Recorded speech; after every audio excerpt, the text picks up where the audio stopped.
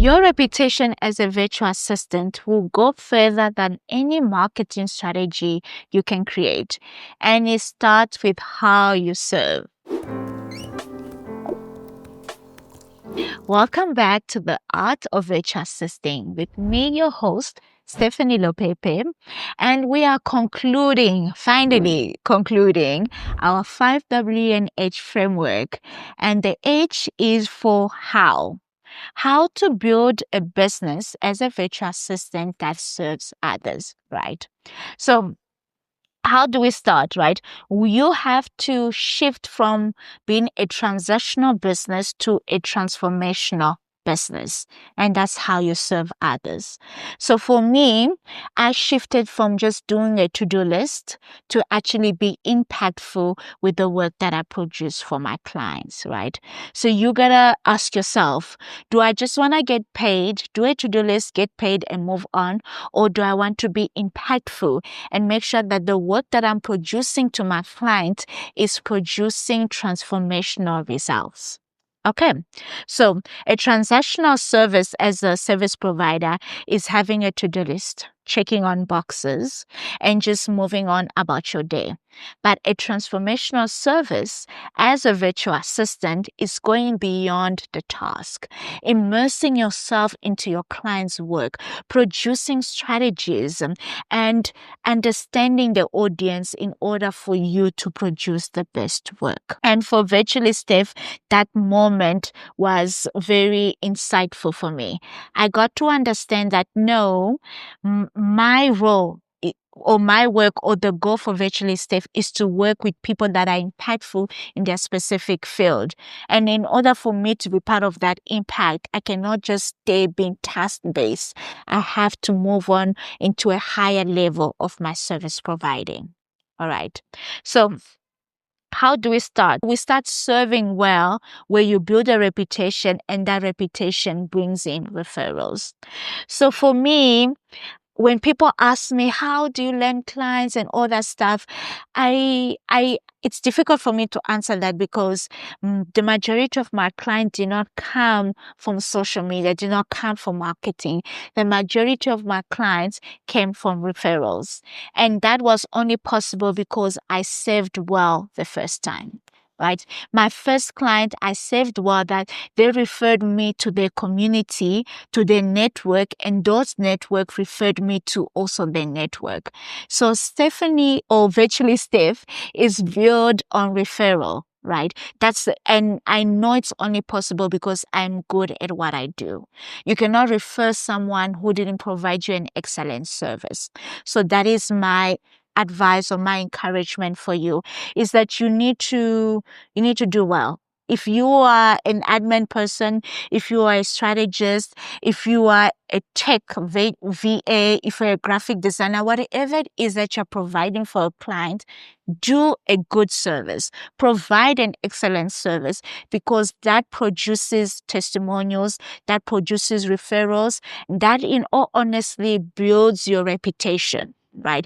Because no matter how much marketing you do, if your reputation is not good in your industry, you will not move forward.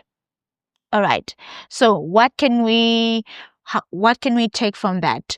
In order to serve well, you need to be able to provide some form of structure or system for your clients. We're always going to come back to this, right?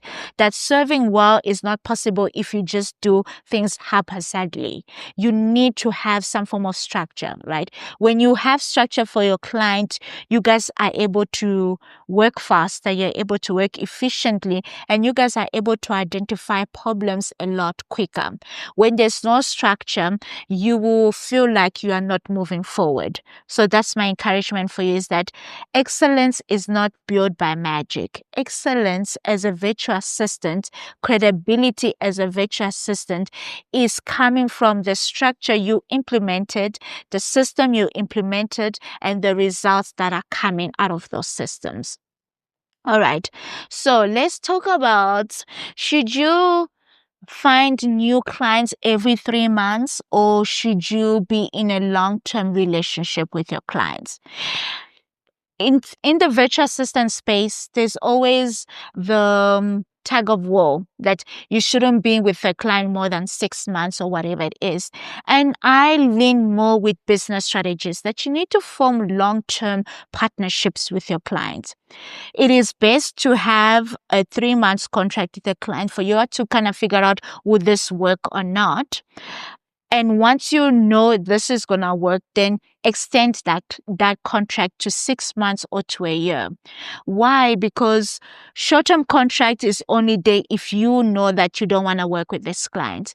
Long-term contract are there in order for you to be transformational, in order for you to be impactful. You need time to do that, and the long-term contract will help you do that. Long-term contract creates stability, not just for you, but also for a client. It creates predictable revenue for you as a service provider. It produces high quality work. And of course, you have a better insight and understanding of your business of your client's business when you've been with them a lot longer. Right. And for a client, they get to be consistent with their service providers. They get to have real results, and there's less friction.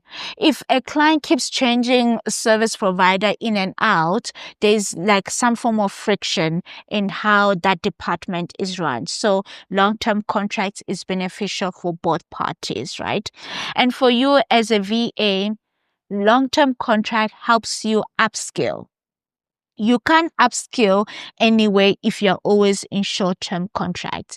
For me, my coaching client helped me upskill to a point where my new client helped me elevate. So instead of just providing strategies with my new client, we are creating structure and systems. That was not going to be possible if I was not in a long-term contract with a client as a strategist, right?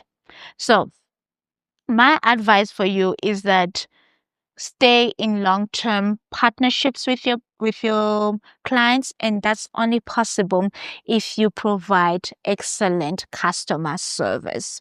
Don't just think about the invoice that will be paid. Think about the work that you're producing for your client.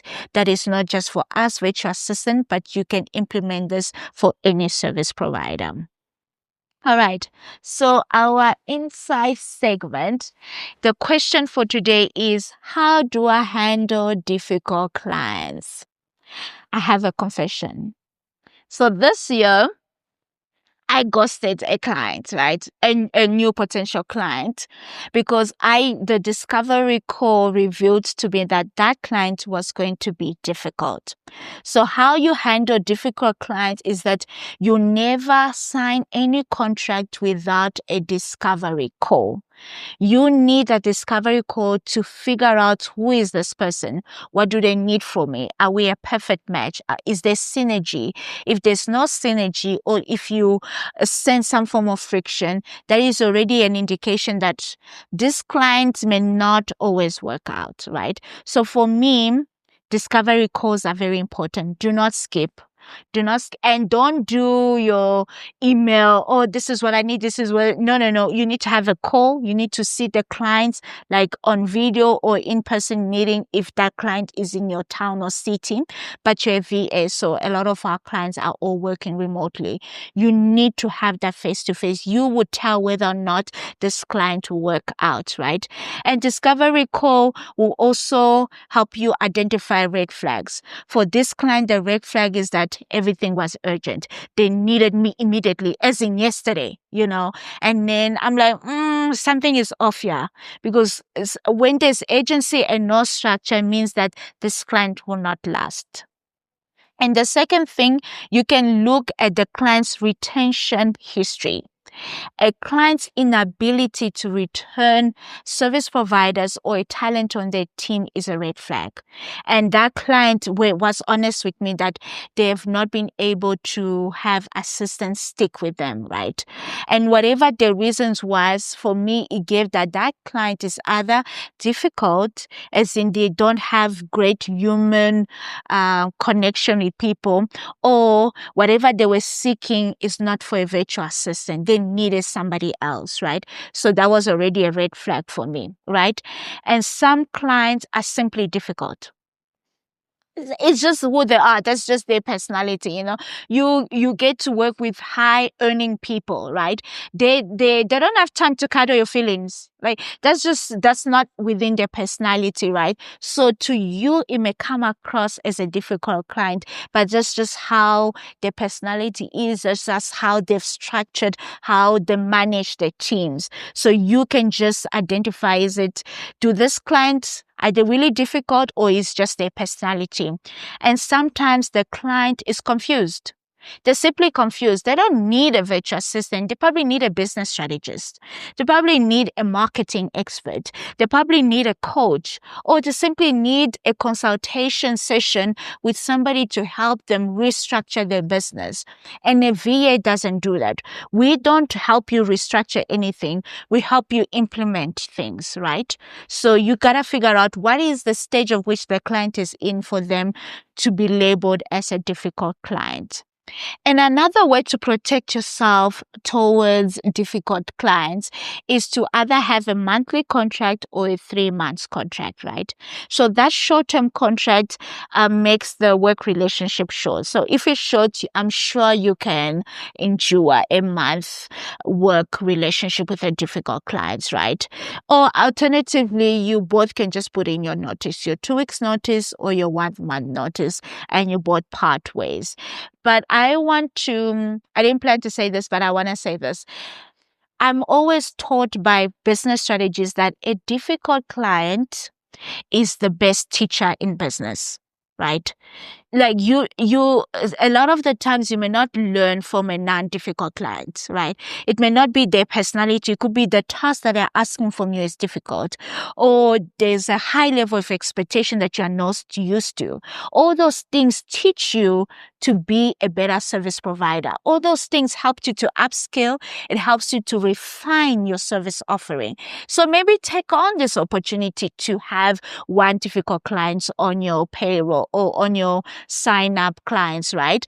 Because it will help you grow, right? We don't grow in our comfort zone. We grow in zones where we are challenged, where we are being asked to rise our expectation. We are being asked to upskill. We are being asked to do more than what we want, right?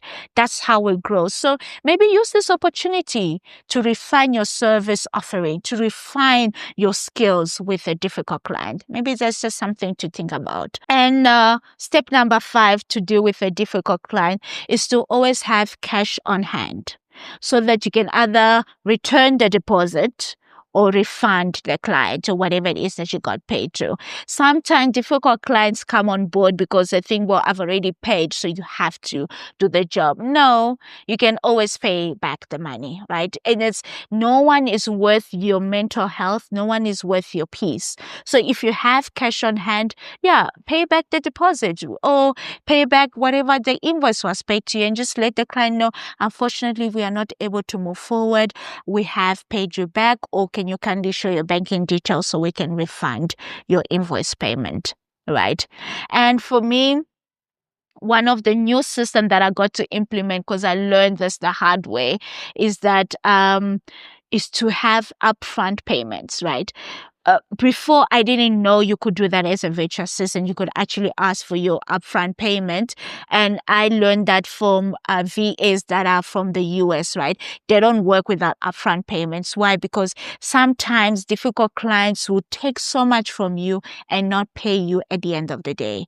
So having an upfront payment is great. So you get paid upfront, you do your work. If you both are not happy, you could just end the relationship. There's no strings attached, and you're not following up for payments, because chances are, if a client is not happy with you or if they're being difficult, they may not pay you. So difficult clients are not always avoidable, but you can have systems in place in your own business as a virtual assistant to make sure that you either prevent having on a difficult client, or you have like plans to deal with a difficult clients, short-term contracts, refunding back money, getting upfront payments. You could just decide what would work for you. We've wrapped up our 5W&H framework. So let me know in the comment section, what was your favorite part of the framework? What have you learned from it? And also let me know what other topics you like to be discussed on the art of HR assisting. Thank you for joining me today. Until next time, bye.